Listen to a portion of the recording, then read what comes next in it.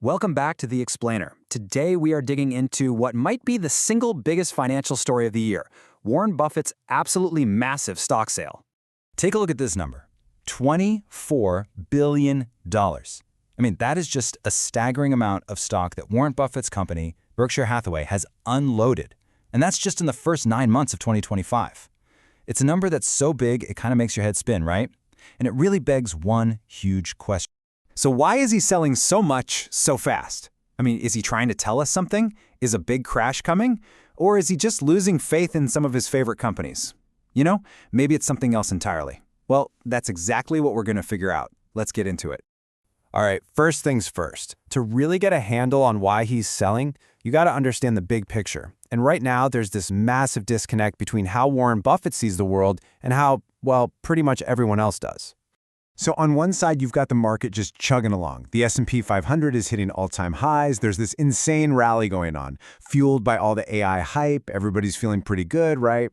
But then you've got Buffett's view, and it's a completely different story. He's looking at all this and basically saying, nope, everything is way too expensive. There are just not a lot of good deals out there. And listen, this isn't just us reading the tea leaves. Buffett has come right out and said it himself. This quote really says it all, doesn't it? He's not guessing, it's not a hunch, it's a fundamental belief that now is the time to be careful.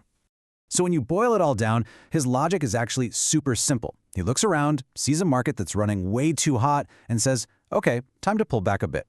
He's more than happy to sell, build up a huge pile of cash, and just wait. Plus, let's not forget, he's also setting things up for his successor, Abel. He's basically building this giant war chest for Abel to use when things finally get interesting again. Okay, so that's the big picture strategy. But what does that actually look like in practice? Let's break down exactly which 6 stocks he sold off in Q3. And no surprise here, the biggest sales came from the 2 absolute giants in his portfolio. We're talking Apple and Bank of America. And just to be clear, we're not talking about a little trim here and there. These were huge, massive sales. Just look at that. $10.6 billion. That's how much Apple stock he sold in just 1 quarter. Remember, Apple is his biggest holding by a long shot, and he has been selling it pretty aggressively lately. But, and this is a really important but, this does not mean he's down on Apple. Not at all. He still loves the company. This is just a classic Buffett move. He's taking profits. Apple has been an absolutely phenomenal investment for him. And when you think the whole market's gotten a little frothy, what do? You sell a bit of your biggest win. All right, next up, we've got Bank of America, another one of his longtime favorites. And here, we're talking about a sale of almost $2 billion in Q3. And again, just like with Apple, you have to look at the whole picture. Even after selling almost $2 billion, he still holds over $29 billion worth. It's kind of like pruning a tree, right? He's been trimming this position every single quarter for a year now. Not because the tree is sick, but just to keep it from getting too overgrown. It's just smart, disciplined portfolio management. Okay, now this next one is really interesting because the reason for this sale has nothing to do with whether the market is high or low. Nope. This one was all about the rules of the game.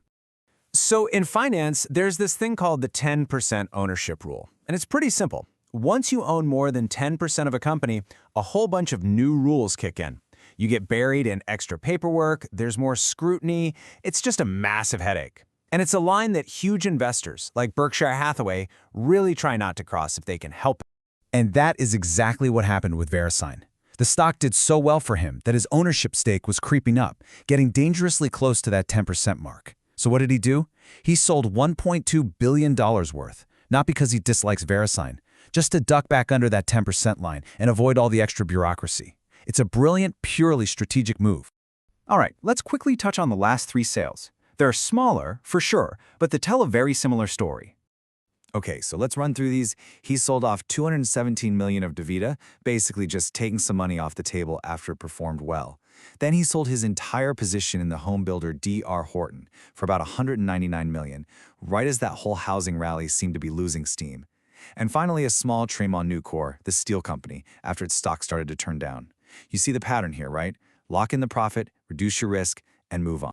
So when you step back and look at all of this together, what's the big takeaway? Well, it's not random. It's not panic. It's a very clear, very disciplined game plan. You could even call it the 2025 Buffett Playbook. And it really comes down to 4 basic steps. First, you look at the market and decide, hey, things are looking a little overheated. Second, and this is key, you don't get greedy. You take some profits off the table from your biggest winners. Third, you turn those profits into a giant pile of cash. And fourth, probably the hardest step for most people, you sit on that cash and wait, patiently, for the perfect pitch. And that really leaves us with one huge lingering question, doesn't it? I mean, this is Warren Buffett we're talking about, the most patient, long-term investor on the planet. And if he thinks now is the time to be cashing out and hoarding cash, it really makes you wonder, what does he see on the horizon that maybe the rest of us don't? And what on earth happens next?